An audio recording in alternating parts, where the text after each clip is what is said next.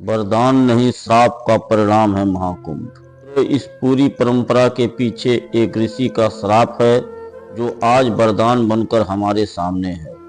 देवलोक से निकली इस परंपरा की धारा में मानवता के पुण्य का वरदान तो है ही, साथ ही यह नीति और नैतिकता की शिक्षा का आधार भी है। स्कंद पुराण में इस कथा का वर्णन है। इसके मुताबिक स्वर्ग की राजधानी अमरावती हर सुखों से भरी थी। इन्हीं सुखों के कारण इसका स्वर्ग नाम सार्थक था। देवताओं ने कई वर्षों तक चले देवासुर संग्राम को जीत लिया था और इसके कारण उन्हें अब शत्रुओं का भय भी नहीं था। आज हम जिस पवित्र अमृत धारा में अध्यात्म की डुबकी लगा रहे हैं, उसकी परंपरा का बनना इतना आसान नहीं था। असल में अब जो हमारे लिए वरदान साबित हो रहा है, वह एक श्राप का परिणाम था। ऐसा श्राप जो देवताओं को मिला, जिससे एक समय मानवता खतरे में पड़ गई थी। लेकिन समय के साथ वही श्राप मानव समुदाय के लिए वरदान साबित हुआ। स्वर्ग में मन को पसंद करने वाली हवा बह रही थी। उनमें फूलों की सुगंध घुली हुई थी और हर दिशा में नया संगीत था। इन सब का संयोजन इतना खूबसूरत होता था कि कई बार गंधर्व अपनी तानों का गान छोड़कर उनका संगीत सुनने लग जाते थे।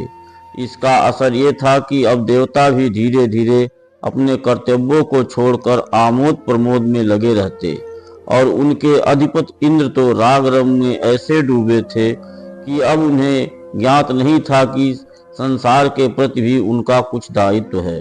वह गंधर्वों से दिन के आठों पहर नए नए राग सुनते और सोमरस के मद में चूर रहते थे। एक बारगी तो यह सब सुख के चिन्ह थे, लेकिन असल में यह आने वाली विपत्ति का शोर था। इन सब के पीछे का कारण था देवदानवों का वह युद्ध, जिनमें देवराज इंद्र ने विजय पाई थी। हालांकि उन्हें विजय त्रिदेव ब्रह्मा विष्णु महेश के कारण मिली थी, लेकिन विजय का अभिमान ऐसा हो गया था कि अब वह सोच बैठे थे कि अब कोई आक्रमण होगा ही नहीं। देवगुरु बृहस्पति की चिंता यह थी, वह भविष्य की आशंका से कम चिंतित थे। लेकिन वर्तमान में यह संकट यह था कि राग रंग में डूबे देवराज अब ग्रह मंडल की बैठक भी नहीं कर रहे थे। इससे एक बार फिर संसार का संतुलन बिगड़ने लगा था। सप्त ऋषियों ने इसके लिए चिंता जताई थी, लेकिन अभी हुए युद्ध के कारण वह भी इस शांति को भंग नहीं होने देना चाहते थे। लेकिन कई पक्ष बीत जाने के बाद अब उन्हें चिंता होने लगी थी। ग्रह मंडल की बैठक नहीं हुई तो नक्षत्रों का सारा विधान रुक सकता था, संतुलन बिगड़ सकता था।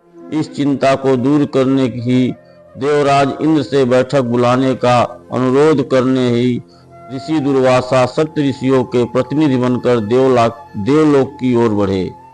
ऋषि दुर्वासा को इंद्र के अभिमान का अंदाजा तो था, लेकिन फिर भी वह सोच रहे थे संकट को समझाने पर वह इस स्थिति को जरूर समझ लेंगे। जब ऋषि दुर्वासा देवराज को समझाने चले तो रास्ते में उनकी मुलाकात देवर्षि नारद से हो गई। देवर्षि नारद के हाथ में बैजंती फूलों की माला थी, जिसकी सुगंध तीनों लोगों तक फैलती थी और दिव्य ऐसी की पहनने वालों को सम्मोहित कर देती थी। नारद मुनि ने उनके कार्य को महान बताते हुए माला उन्हें भेंट कर दी। ऋषि दुर्वासा ने इस माला को रख लिया और सोचा कि देवराज इंद्र को यह माला भेंट कर देंगे।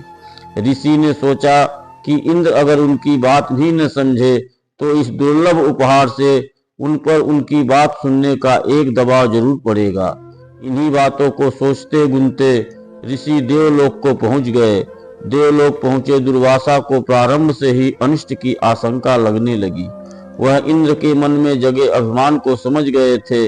द्वारपाल के सूचना दिए जाने के बाद भी वह अभी तक उन्हें स्वागत सहित सभा में ले जाने नहीं पहुंचे थे। ऋषि ने इन बात को बहुत छोटा मानकर ऐसे ही विचारों से झटक दिया। इसके बाद वह काफी देर से सभा मंडल में पहुंचे तो चारों तरफ आमोद और प्रमोद ही था का वातावरण बना हुआ था। देवराज ने दुर्वासा ऋषि को औपचारिकता बस ही प्रणाम किया। फिर भी ऋषि आशीष में अपने हाथ उठाया और अपनी लाई पुष्पमाला उन्हें भेंट कर दी। इंद्र मुस्कुराए और उस माला के फूलों को महकते हुए कहा, क्या ऋषिवर को यहाँ सुगंध की कुछ कमी लगी? ऐसा कहकर इंद्र ने अभिमानवश उस पुष्पमाला को ऐरावत के गले में डाल दिया और ऐरावत ने उसे गले से उतार कर अपने पैरों तले रौंद डाला। अपनी भेंट का अपमान देखकर महर्षि दुर्वासा को बहुत क्रोध आया। दुर्वासा, जो कि बहुत क्रोधी ऋषि के तौर पे जाने जाते हैं, अब वह अपने गुस्से को दबाए बैठे थे, लेकिन इंद्र की इस तरह हरकत और लगातार हो रहे गलतियों से उनके क्रोध का ज्वालामुखी फूट पड़ा। वह गुस्से से जोर से गरजे, कहा कि जिस विजय, ऐश्वर्य और धन धान्य के अभिमान में तुम नैतिकता भूल चुके हो, वह तुमसे छिन जाएगा।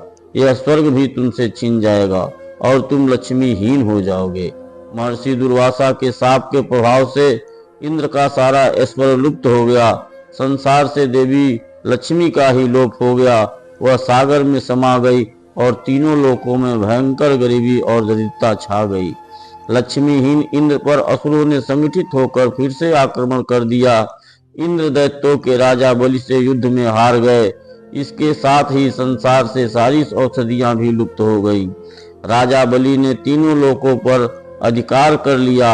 हताश देवताओं को अपनी भूल का एहसास हुआ और वे श्री हरि विष्णु के पास पहुंचे। तब भगवान विष्णु ने उन्हें समुद्र मंथन का रास्ता सुझाया और इसी मंथन से अमृत निकला, जिसकी छीना झपटी में वह देश के 4 तीर्थ स्थानों पर गिरा। प्रयागराज इन्हीं में से एक है। दोस्तों, अगर कहानी अच्छी लगी हो तो अपने राय कमेंट में जरूर लिखें और चैनल को, वीडियो को लाइक और चैनल को सब्सक्राइब बिल्कुल न करना ना भूलें। हर हर गंगे, जय गंगे मैया।